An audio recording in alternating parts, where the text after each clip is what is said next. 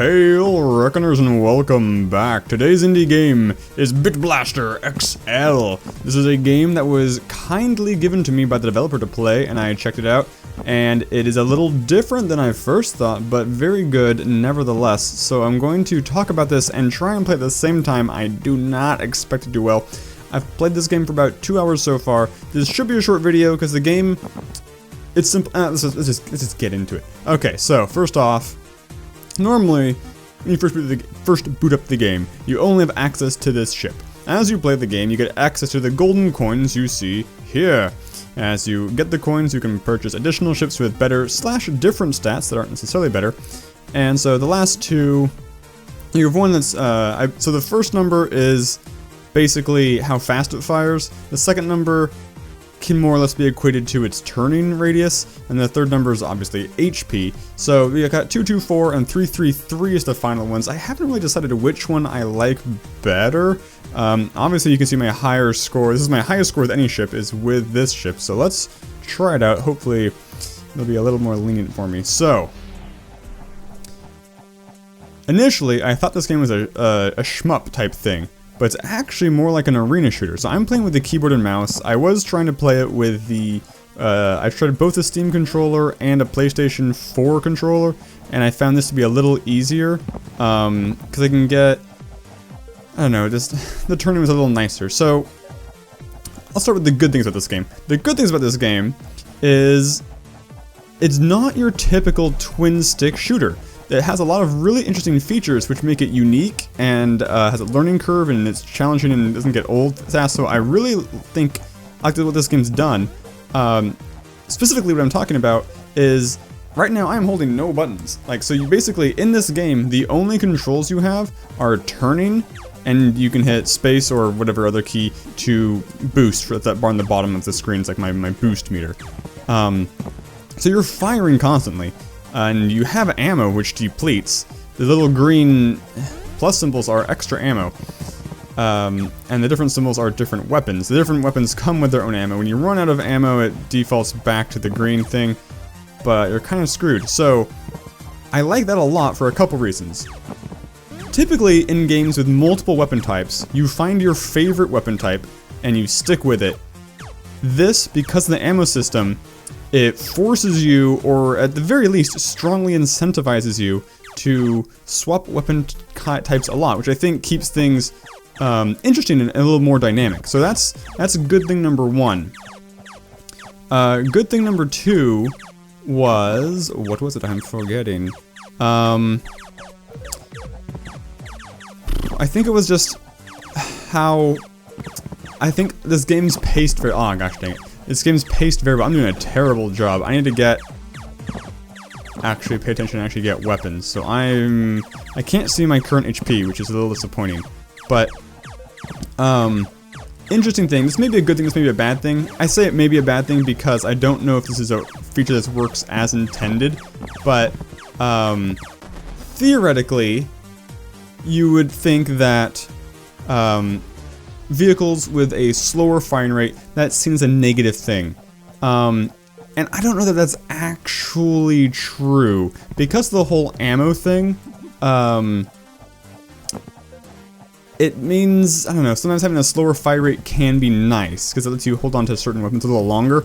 I suspect, though, that the reason I feel this is because I'm not super good at the accuracy thing, which brings me to point number two. The turning radius, again, may not be operating quite as intended. You would think that a more agile ship would be more desirable. However, because of the way agility is handled in this game, so like let's say I'm going straight right now, if I hit turn right once, I turn that much, that little amount. For a more agile ship, if I hit turn once, I turn more. What this means is if I'm trying to hit a target, I can't hit anything in that dead space.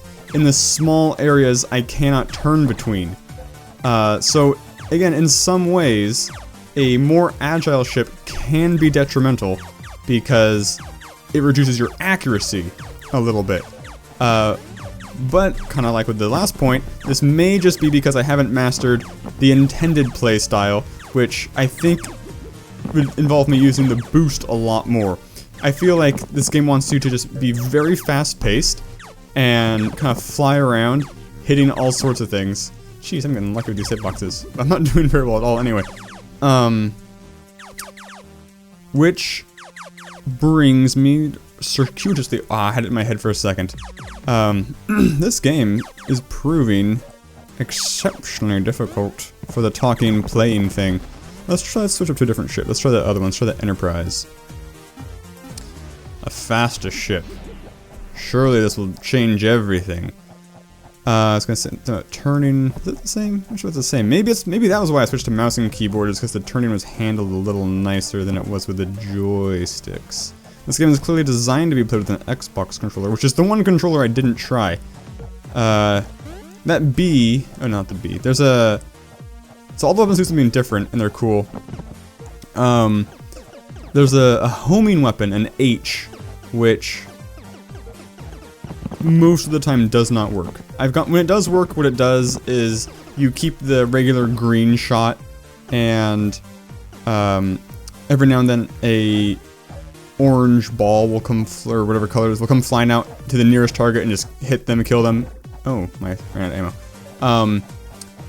But the vast majority of the time, nothing happens. It just gives you the green shot and stops. So I don't know if it's bugged on a whole basis, like if it happens with certain ships or what I'm missing. It may just be bugged. This game does have a couple of really small bugs. For example, the ship I'm currently flying, even though I have it, I don't have the Steam achievement for having it.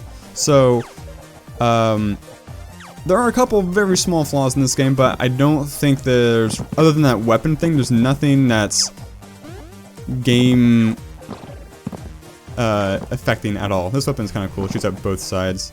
Dang it, I wanted to get to at least 10,000 points to show you guys some cool stuff. Looks like it's not gonna happen. The S weapon may be one of my favorites because it shoots in a pattern of 3, which importantly do not have a range. They just go to the edge of the screen, which is super nice because there's a 5-1, but it has a very low range. Hey, we got a coin. Not that it matters. Now that I have all the ship's coins have no purpose other than that they give you a small amount of points.